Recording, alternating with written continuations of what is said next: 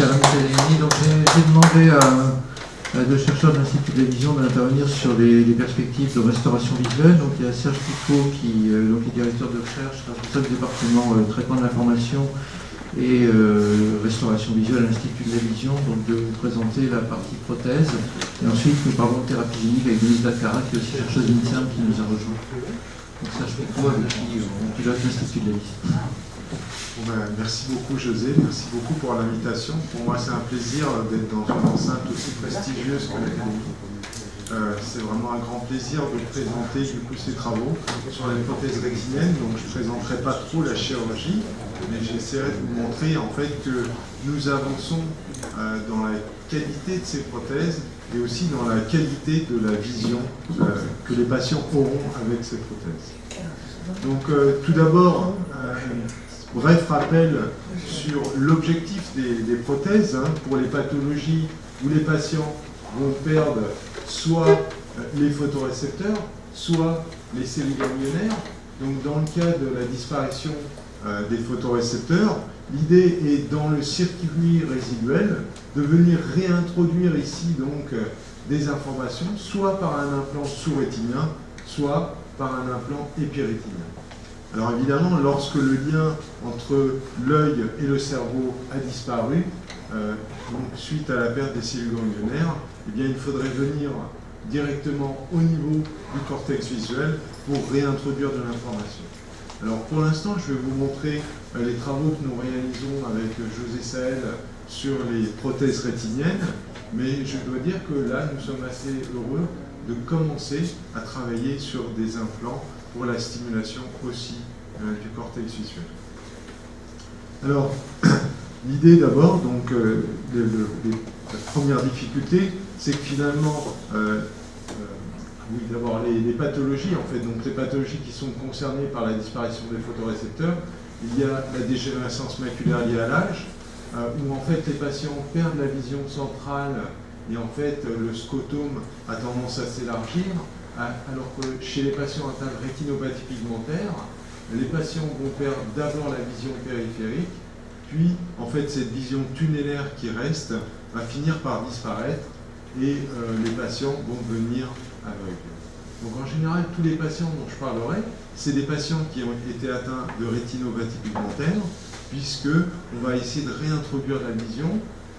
Donc ces patients qui sont totalement aveugles sont sélectionnés pour ces essais cliniques, alors que les patients qui sont atteints de dégénérescence maculaire liée à l'âge ont souvent en fait une vision périphérique, et donc l'idée c'est de préserver cette vision périphérique, donc de ne pas risquer la mettre en péril par une implantation. Alors j'ai dit que dans le circuit, en fait on avait tous circuit résiduel. En réalité, ce qu'on constate chez les patients à des stades avancés, en fait, ils perdent les cellules ganglionnaires ici. Vous voyez qu'ils peuvent perdre jusqu'à 3/4 de ces cellules ganglionnaires. Donc finalement, la question, c'était est-ce que ces cellules ganglionnaires qui rentrent dans un état de dégénérescence, est-ce qu'ils vont être capables d'envoyer une information utile au cerveau? Donc les premiers tests ont été faits avec des petites électrodes qui étaient positionnées sur la rétine, qui envoyer un petit courant électrique vers ces cellules ganglionnaires, et donc les patients décrivaient des petits points, des petits phosphènes, et donc disaient qu'a priori ces cellules pouvaient être activées. Maintenant, est-ce qu'on peut produire en fait des vraies images avec ces stimulations? Les premiers travaux ont donc été faits avec des implants, en particulier de la société Second Sight, et avec les implants Argus 2 ici, il y a déjà 60 électrodes. Donc le dispositif est tel que vous avez une paire de lunettes qui fait des images. Ces images sont envoyées vers un microprocesseur de poche qui les transforme en stimulation électrique. Et donc ces informations vont ensuite être transférées ici de cet émetteur vers un receveur. Donc vous voyez que le receveur est attaché ici comme avec une ceinture autour de l'œil. Et puis il faut faire une incision dans l'œil ici pour faire pénétrer cette natte de fibre qui va vers la plaque d'électrode qui est véritablement fixée sur la rétine avec un tag, une sorte de clou, pour vraiment l'attacher au contact de la rétine. Donc ce système, qui est relativement compliqué quand même dans sa chirurgie, puisqu'il faut compter quand même 2 à 3 heures pour l'implanter. C'est au 15-20, le professeur Barral qui faisait les implantations, ont permis de montrer que certains patients peuvent retrouver des fonctions visuelles. Et comme vous voyez ici, ce patient, en fait, ça marche pas. En fait, il va pouvoir lire des mots simples. Alors bien sûr, il va prendre un temps quand même beaucoup plus long que le temps qu'il vous faudrait pour lire cette vidéo, mais finalement, c'est un des seuls patients qui arrive à lire, et on peut comprendre pourquoi, puisqu'avec des implants où il y a seulement 60 électrodes, donc moins de 60 pixels, eh bien, il est relativement difficile d'arriver à percevoir toutes les lettres. Un dispositif donc, de l'entreprise Pixel Vision, une start-up de l'Institut de la Vision, qui développe des systèmes un petit peu équivalents, avec aussi une paire de lunettes, un microprocesseur. Ici, le transfert d'informations se fait par infrarouge, vers ici une photodiode, et puis ce système, ici, cette puce électronique qui est attachée à nouveau à l'extérieur de l'œil, va produire les courants électriques qui vont être envoyés vers la matrice d'électrodes, et donc pour produire les courants.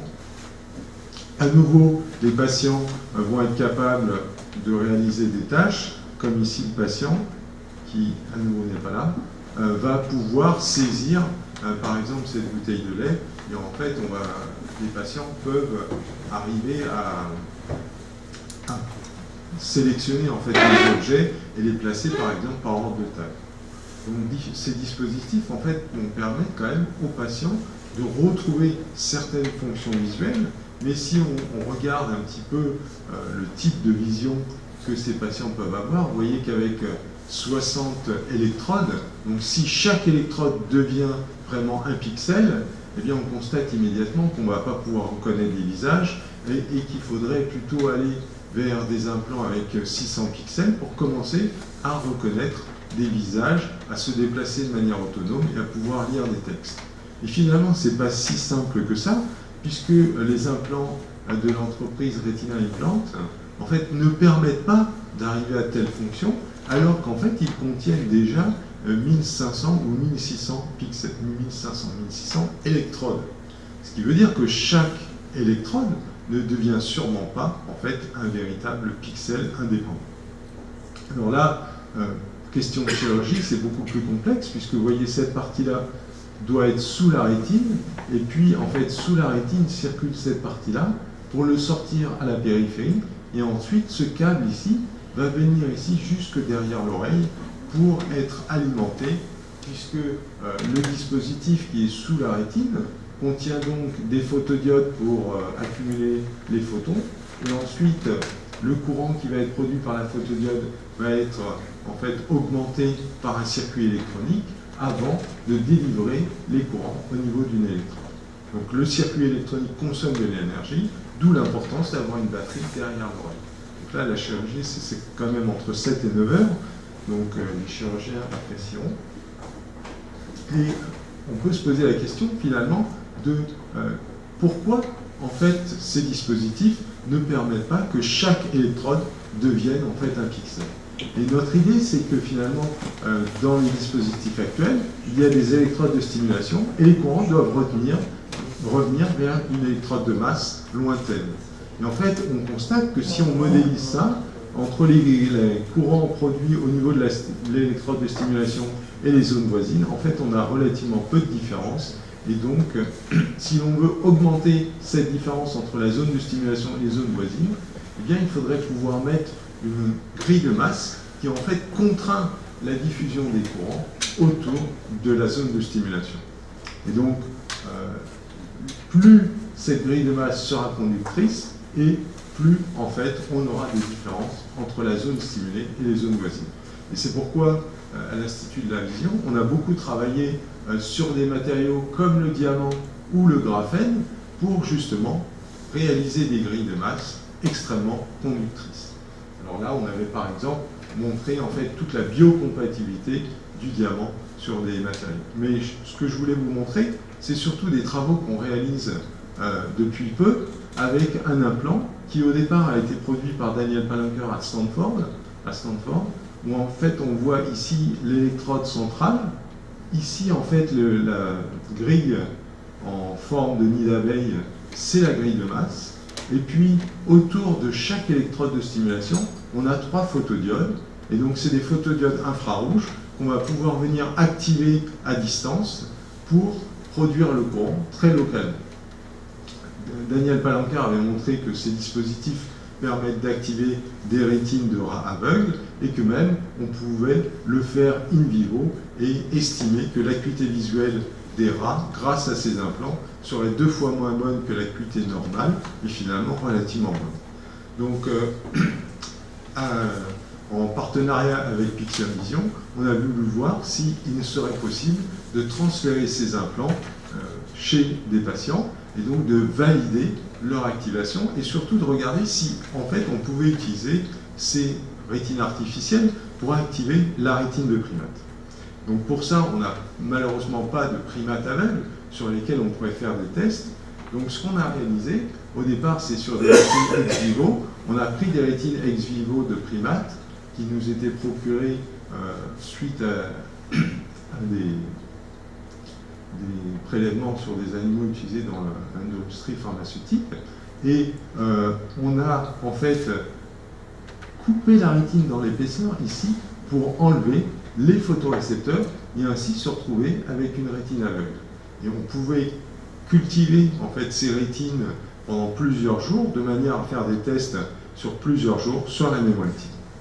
Donc ce qu'on a fait, c'est qu'on a mis donc un implant ici à la place des photorécepteurs, là où il serait in vivo, et puis on a enregistré cette rétine sur une matrice d'électrodes qui permet en fait d'enregistrer les potentiels d'action dans les cellules ganglionnaires. Donc sur ce dispositif, on pouvait éclairer par infrarouge l'implant de manière à ce qu'il puisse produire des courants et on pouvait voir au niveau des cellules ganglionnaires si on avait bien une réponse. Lorsqu'on fait ça, on peut effectivement montrer qu'il est possible de produire des potentiels d'action dans les cellules ganglionnaires. Et ce qui est très joli, c'est que finalement, quand on active point par point chacune de ces électrodes, on constate que certaines cellules ganglionnaires vont répondre qu'à une seule des électrodes et pas aux électrodes voisines, ce qui veut dire qu'on a une très bonne résolution de ce type d'implant. Maintenant, il fallait démontrer leur efficacité in vivo. Donc Yannick Lemaire, à la Fondation ophtalmologique Rothschild de la Fondation, est venu faire les chirurgies. Donc vous voyez ici par exemple un implant qu'il a pu disposer sous la rétine d'un primate. Vous voyez bien en fait, les vaisseaux sanguins qui passent par-dessus l'implant. Donc l'implant est bien sous-rétinien. Donc il doit faire un décollement de la rétine pour pouvoir glisser l'implant dessous. Et vous voyez ici sur cette image OCT que dans la mesure où on fait un décollement rétinien au niveau de l'implant, que les photorécepteurs ici, juste au-dessus de l'implant, ont dégénéré. On voit bien ici les photorécepteurs. Donc ce n'est pas un effet toxique de l'implant, c'est juste le fait que la rétine soit séparée de la couronne. Donc l'idée c'est que ici finalement, on va avoir une rétine aveugle, ce qui va nous permettre de tester est-ce que l'on peut réactiver la rétine de ce primate à ce niveau-là. Donc pour tester si finalement la réactivation de l'implant, l'activation de l'implant permet d'induire une perception, on a présenté à l'animal une tâche ici centrale pendant 400 millisecondes. Lorsque l'animal fixe, on va pouvoir lui présenter en périphérie une autre cible visuelle, au départ dans le visible, et on peut constater que donc l'animal va faire des saccades. On voit qu'il peut faire des saccades dans toutes les directions de vision. Et donc après, on a fait la même chose avec un animal implanté. Et donc on peut constater que l'animal va faire des saccades dans toutes les directions, sauf au niveau de l'implant, puisque là on a une tache aveugle. Et donc après, si l'on fait des stimulations en infrarouge, on voit qu'à nouveau, l'animal va faire des saccades. Donc il a bien une perception suite à l'activation en infrarouge de l'implant. Si on stimule en infrarouge dans d'autres zones, évidemment, il n'a pas de réponse visuelle à la stimulation en infrarouge. Donc après, on a pu en fait modifier la taille de la tache lumineuse et montrer qu'en fait, il faut un spot lumineux d'à peu près 175 microns, ce qui correspond en fait à statistiquement couvrir au minimum un pixel de l'implant. Donc en fait l'animal répond à l'activation d'un seul pixel. Donc, ces implants devraient prochainement être en clinique. Et donc en fait ce sont des implants où les pixels font 100 microns, ce qui voudrait dire qu'il y aurait à peu près 400 pixels sur chacun de ces implants. Et l'idée, c'est qu'on pourrait en fait tapisser le fond d'œil avec plusieurs de ces petits implants, puisque dans la mesure où c'est des implants qui sont rigides, donc plans, on ne peut pas mettre un implant très large, puisqu'il ne pourrait pas épouser en fait le fond d'œil. Alors après, évidemment, l'idée, ça serait de diminuer de plus en plus la taille pour augmenter le nombre de pixels sur chacun de ces implants. Mais on voit bien que finalement, à un moment, on va être limité puisque l'électrode de stimulation sera très proche de la grille de masse et que du coup, les courants qui seront libérés ne pourront plus pénétrer dans le tissu, puisqu'en fait, la pénétration des courants dans le tissu dépend de la distance entre l'électrode de stimulation et la grille de masse. Donc là, peut-être la solution viendra de la biologie et de la thérapie optogénétique. Et donc, Denise vous présentera cette approche alternative tout à l'heure. Voilà, donc c'est un travail aussi où finalement, il faudra une paire de lunettes, puisque je vous ai dit qu'il fallait activer chacun de ces pixels dans l'infrarouge. Donc, je vous présente ici le premier prototype, parce que pour vous montrer que c'est un processus en avancement. Actuellement, le dispositif il ressemble beaucoup plus à ceux-là, qui sont utilisés pour Iris 2. Et donc en fait ici, on va avoir non seulement une caméra, mais on va aussi avoir une sorte de vidéoprojecteur qui va projeter les rayons infrarouges, et donc les images sous forme d'infrarouge, dans l'œil du patient pour pouvoir activer chacun des pixels de l'implant. Alors la caméra qui est utilisée dans ces implants, ce n'est pas une caméra classique, ce n'est pas une caméra qui fait des photos toutes les 30 millisecondes comme nos caméras habituelles, mais au lieu d'échantillonner donc sur l'axe des X comme ça, l'axe des temps, en fait, elle échantillonne sur l'axe ici des Y. Oups, j'ai fait une bêtise. Donc l'axe des Y, et vous voyez que chaque fois que l'on a une augmentation d'intensité lumineuse, eh bien on envoie un événement sur le cerveau de la caméra. Et vous voyez donc il y a des événements positifs pour les augmentations, des événements négatifs pour les diminutions. Et l'intérêt, c'est que lorsqu'il ne se passe rien, il n'y a pas du tout d'information. Donc c'est ce type d'information visuelle que vous allez avoir avec ces caméras, donc des événements négatifs et positifs. Et à chaque fois qu'il y a une modification, en fait, la caméra fait aussi une mesure d'intensité lumineuse pour pouvoir en fait actualiser l'image en niveau de grille à côté. Donc on va pouvoir bénéficier des deux types d'informations. Et l'intérêt, c'est que ces caméras, en fait, ont un fonctionnement.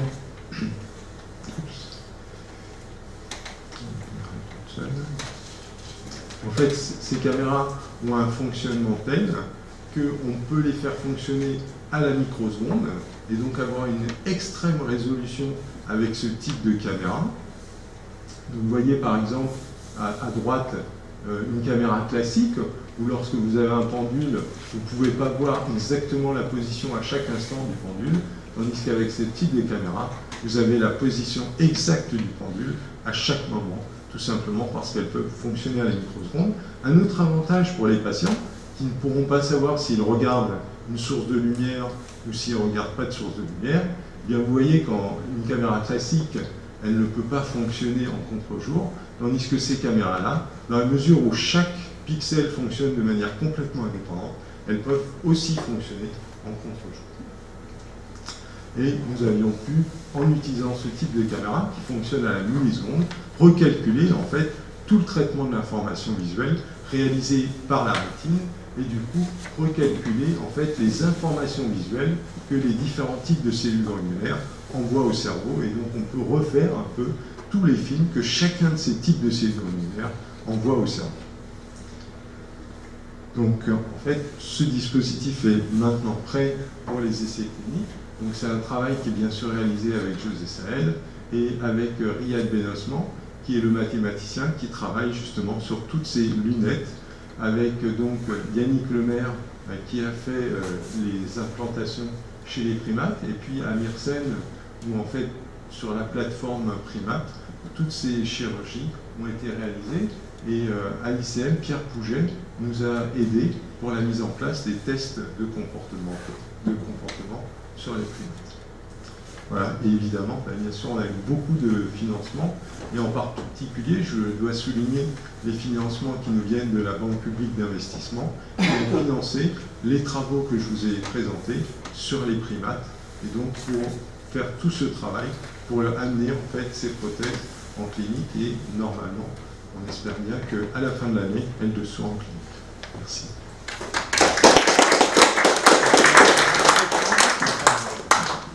Merci beaucoup. C'est tout à fait fascinant.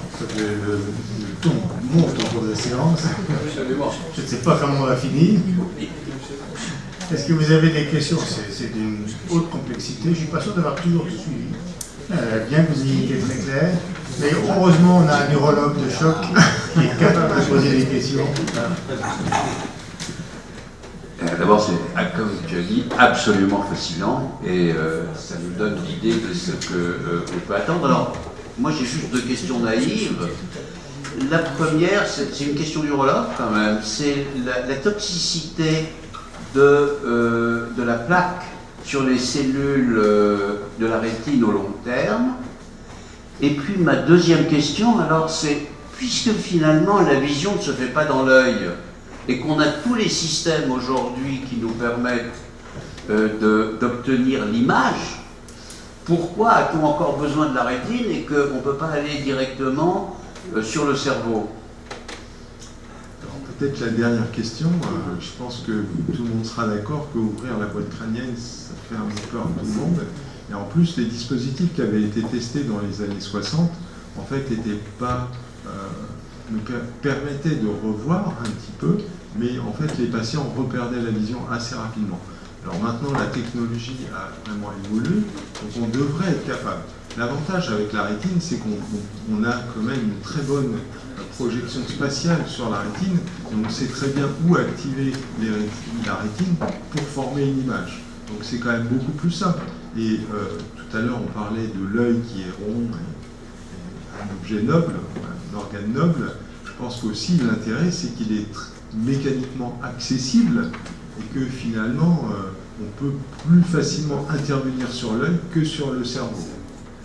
Après, le fait qu'il soit rayonnant, je ne suis pas certain, mais il permet d'avoir un accès optique au tissu, donc de pouvoir venir activer optiquement en fait les cellules de la rétine, donc éventuellement avec cette puce électronique, où c'est juste un tout petit palais de silicium qui va être glissé en fait sous la rétine. Donc finalement une chirurgie qui est pour les chirurgiens d'ophtalmologie assez simple.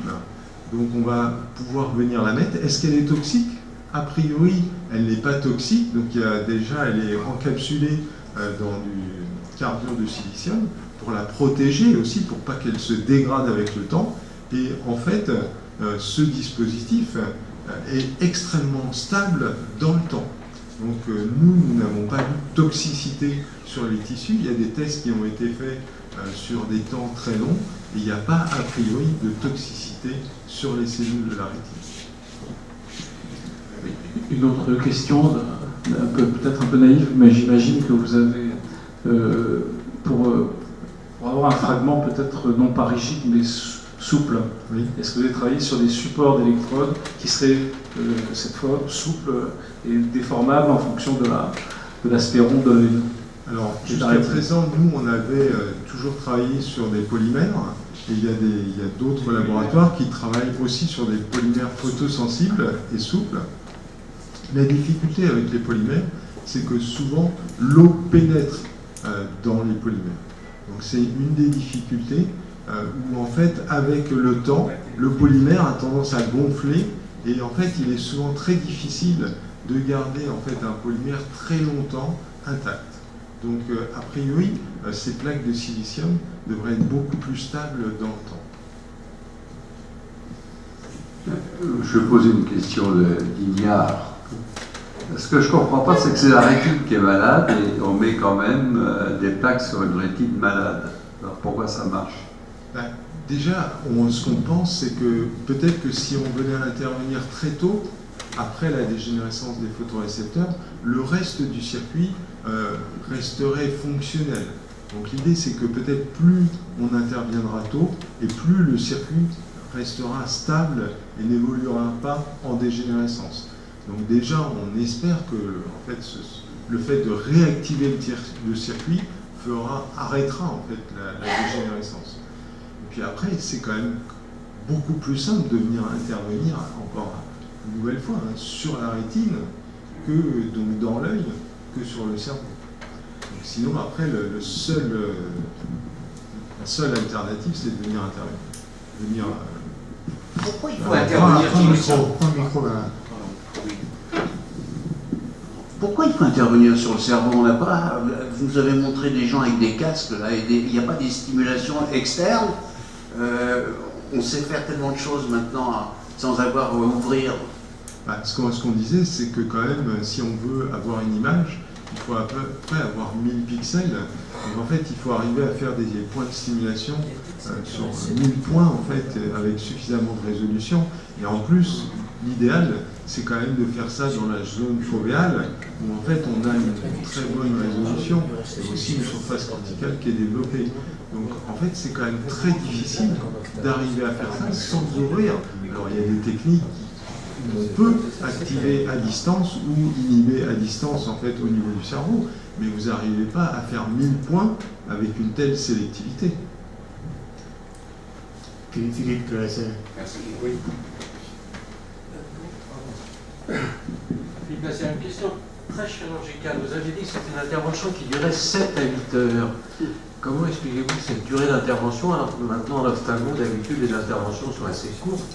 Mais là, c'est un dispositif qui est quand même assez complexe, puisqu'en fait, vous allez mettre un implant sous-rétinien. Et en fait, pardon, c'est pas c'est une implantation qui est faite par une entreprise allemande qui s'appelle Retina Implant AG, où en fait, eux, ils ont fait un concept où vous avez un implant qui est sous la rétine, mais en fait, il faut qu'il y ait le fil qui passe aussi sous la rétine, qui ressorte au niveau du coin de l'œil, et après qui aille jusque derrière l'oreille. Donc en fait, c'est toute cette chirurgie avec en fait ce fil qui induit quand même un stress sur l'œil qui doit être mis en place, et sans, en fait, donc vous êtes obligé de décoller la rétine sur une très grande surface pour pouvoir passer le fil derrière et mettre l'implant. Donc en fait, c'est toute cette approche qui est difficile. Après...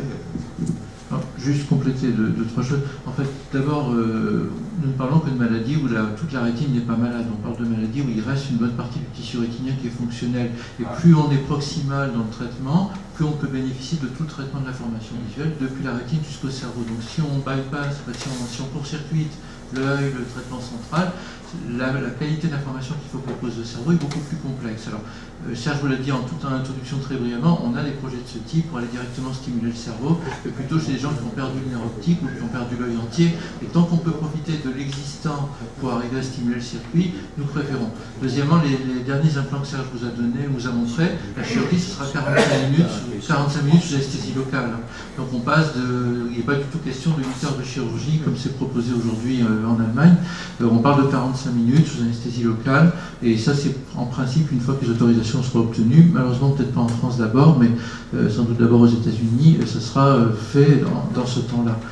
Et dernier point pour revenir au cerveau, c'est qu'il y a toute une phase de rééducation, c'est-à-dire que les patients, quand ils développent toute cette vision que Serge a voulu montrer, malheureusement les films ne passaient pas, mais qui est réelle, il y a une phase qui dure 2-3 mois où le patient doit réapprendre à utiliser ces informations visuelles avant de vraiment pouvoir comprendre, intégrer les informations qui lui sont données, qui sont très loin d'une vision naturelle. Il y a toute une phase de rééducation pour que le cerveau se réapproprie ces informations.